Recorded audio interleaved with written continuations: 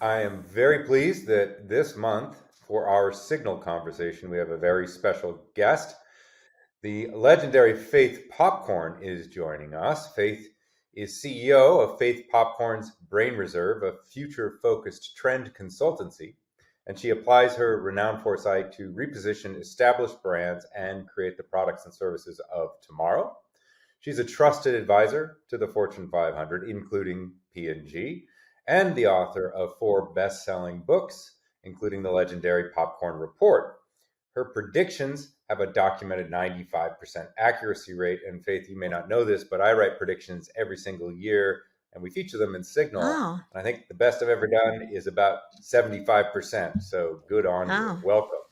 Well, I didn't give myself that number. I just want you to know. I mean, that was, a lot of reporters, snarky people, various kinds, actually checked the predictions because everything I've said, well, up until a while back, almost everything has been documented in some kind of, either the books or something, and they couldn't find that it was wrong. I mean, it's right, but and then you'll say to me, I'll just ask myself the questions and answer them for myself. Okay, then you'll say to me, what hasn't happened, right? Well, that would be an interesting question. What did you get wrong? Yeah. So my answer to that is what it just hasn't happened yet. So I know the feeling. yeah, so I guess I think robotic companions, although I didn't put like a last year's date on it, but uh, you know, and what else? Like uh, the goodness trend, SOS, Save Our Society, things have not manifested in if I were running the world the way I would have had it come. But so far, Right. we've not been like blatantly wrong. Yeah, well, and that's one of the reasons that you have such a successful career. You recently presented to P&G, and a lot of the people watching this work at P&G, and you were focused on the future of the home. And I reviewed that presentation. You asked the audience to imagine what sort of the big consumer population, which of course, all consumers are P&G's customers or potential customers, what that population might look like in what feels like the near future, 2040. Can you tell us a few things about what's going to be different in 2040? Yeah. First of all, we have to understand that the human lifespan is going to be around 120. So that would lead us to a whole bunch of other, questions. By 2050, the U.S. population and the world's population, 68% of the world's population will live in urban areas. So the end of suburbia and marriage Hmm. rates are dropping at a 48% rate to a 50-year low. Marriage is not working. We kind of knew that, but the numbers are crashing. And birth rates, which is something that P&G really, I mean, great that they're going to go from Pampers to dependable, depends. But I think they have to do more thinking than that about the birth rates down 20% to 100-year low. Single Wow. households, you know how we don't like to make anything small, in packaging and stuff. Single households doubled to 60 to doubled in the last 60 years. Multi-generational households quadrupled since let's say 71. So, first family, second, and the whole household has changed what it means to be a family. So people are living with friends, grandparents, somebody else's grandparents, really a mixy kind of uh, environment that we are calling family. All of these issues do portend significant changes to the big markets that companies like P&G plan. Yeah. You mentioned uh, quite a bit in this presentation an issue that I know is a big issue for P&G that has to do with sustainability around water. Yep. What are your predictions about what happens with water? Well, I don't even know what to say about this, because if it wasn't too late, we should probably be grabbing off our own water sources as people and companies. The other thing is being able to purify, bad water, because when we say water, we're saying fresh water, right? Maybe turning Yeah. bad water into good water. But 75% of the world faces drought, and we're already seeing it, right? By 2050, 2030, the global surface temperatures will rise above the Earth baseline temperature by 1.5 degrees Celsius. So it's not your Hmm. imagination, it's getting hotter and drier.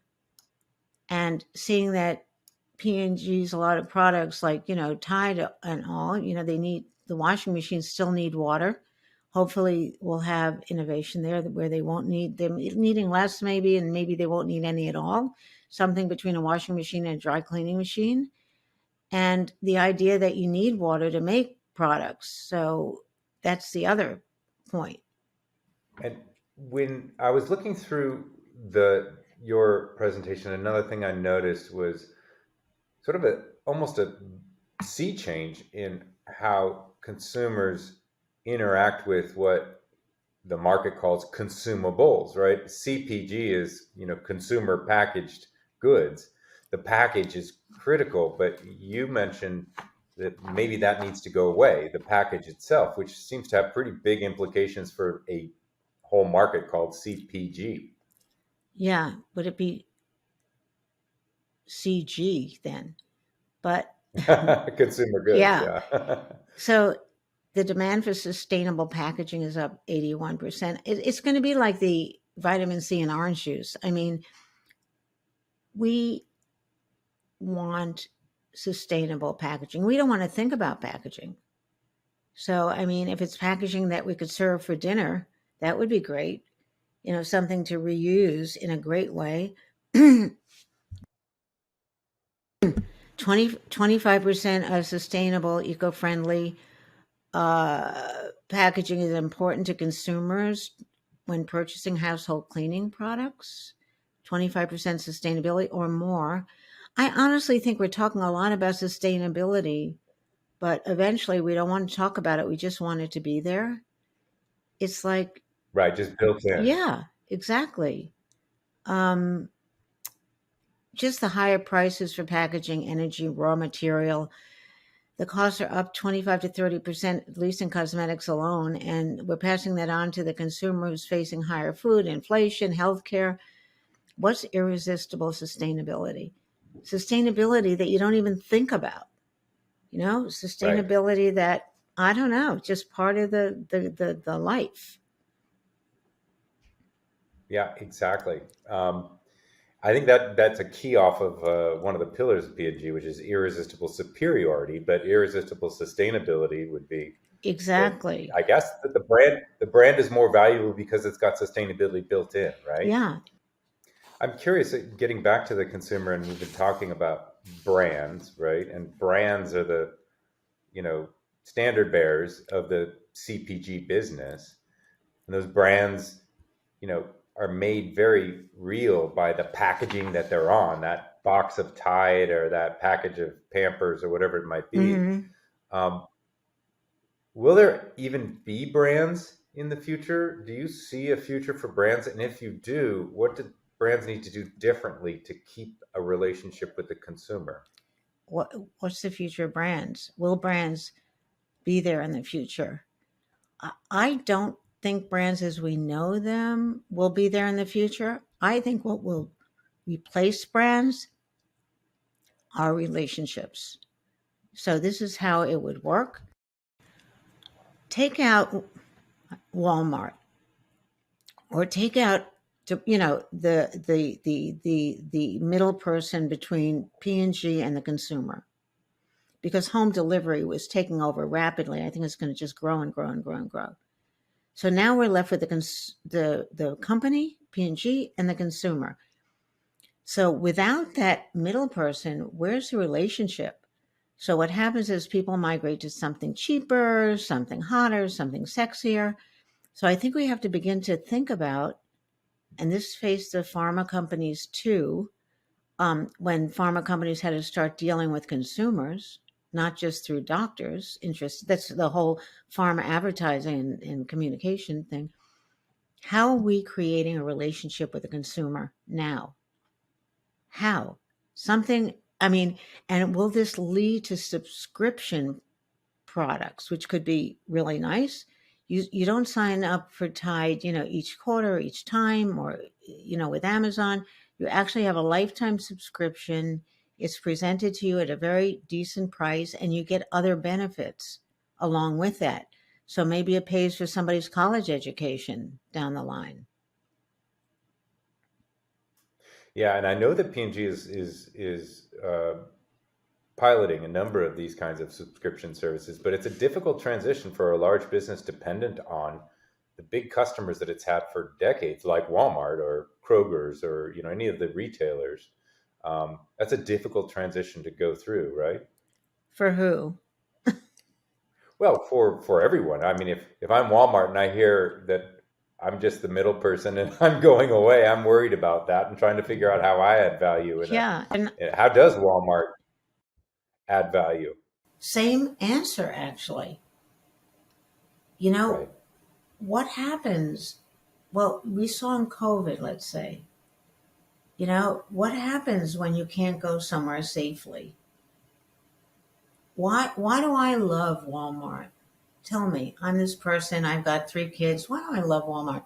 I once remember we were consulting with one of those big ones, and I think somebody up management said, "Oh, women love to socialize in the supermarket." He obviously never went to a supermarket because I mean it was so condescending and so horrible. What's so great about Walmart? Yeah, I can buy something less expensive. Yeah, I can, I hear people go, I love supermarkets.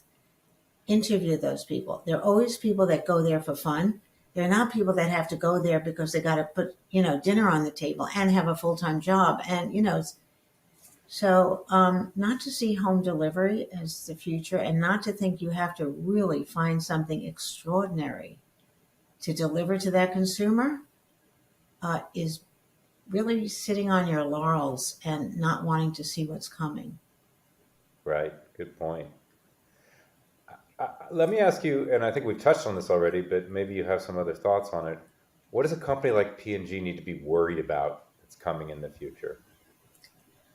Well, we said water, that's one thing. Then, um, as digital is coming. So let's say we have an opportunity, let's say the world just gets harder, more difficult, colder and warmer and more fraught with violence. More and more we're going to be living in these digital worlds, like the metaverse without the Oculus. The Oculus is what's Right. in the way, right? So will we need our home to be that sparkling clean? Or will our homes get smaller as our ability to cross the digital threshold get wider? That's one thing that I would be thinking about certainly. And how can products be more personalized? I don't find personalization. This Tide has this stuff in it, or this is brighter. This is this is that. I mean, really personalized. Like Mrs. G, I know that your third daughter has this, incredible allergy. Like, you know, personalized, and this is a nightmare for a mass produced company that makes mass produced products, but it's really what people want. And then I would also worry, I'd have a brainstorming about the wildest things that could happen, even though, people tend in brainstorms go, that can never happen. That can, no, we can't do that. No, that'll raise all that. Put that aside and say, what are all the things that could happen? And then say to yourself, suppose the competition comes up with that. Right. Good point. So Yeah. thank you. So I want to ask you one last question because we're almost out of time, and this goes back to how we opened, which was your accuracy in predictions. There has to be maybe, and if there's not, I have a follow-up question. Okay. Um, there has to be a trend or something that you missed or that you got wrong? Is there something over the past 30 or 40 years you're like, wow, I just didn't see that coming? And what did you learn from that, if in fact there was such a occurrence? I didn't see COVID coming. And I mean, I did know about it like maybe in November before the March hit, but we've always advised companies, like we repositioned Comcast on actually it turned out to be a COVID strategy to deliver everything home, education, medicine, security, all of it. They thought we were just brilliant when COVID hit. I mean, but actually we thought they should do that anyway, but maybe it would take longer. I've been saying that robots, companions, robots, robotization was coming. I've been talking about that for 30 years. It's coming slowly. I mean, or we're not talking about it, but robot replacement is going to be very big. And robotic companions, robotic nannies, uh, home care people. You know, when you think about homes, I mean, people are not going to have to clean their homes. I mean, the little vacuum cleaner, you know, on the floor is just the little bell of that. Your house is going to be cleaned by a robot, of course. And one that you could probably have a conversation with, thanks to all the generative AI that has broken out in the last year. I think Absolutely. that's a big part of it. And that lovely robot is going to greet you at the door and say, "Martini," and have your martini perfectly mixed. Your kids all in their PJs, everything going beautifully, dinner on the stove, everything ordered robotically because, I mean, that robot doesn't have to go to the supermarket. Come on. And then the other thing I'm a little surprised about is how quickly GPT-4 has arrived and how people are pouring out their souls to GPT-4, not realizing somebody's owning this information, but it's people, high tech people are asking for answers in various codes, okay? You know, coders, and normal people are asking for solutions to just about everything. Their Yeah. personal lives, their sex lives, their family lives, careers, everything. It is an extraordinary new chapter and an ongoing story. Faith Yeah. Popcorn, I want to just say thank you so much for joining us for a Signal conversation and for all your work you've done with P&G. I And love the I hope that company. A beautiful, I just want to say a salute, a beautiful American company. Gorgeous. I I know agree. global, but American. Yeah, yeah. Well, again, thank you so much, and we'll do this again soon. Thank you. It was a pleasure, John. Lovely meeting you.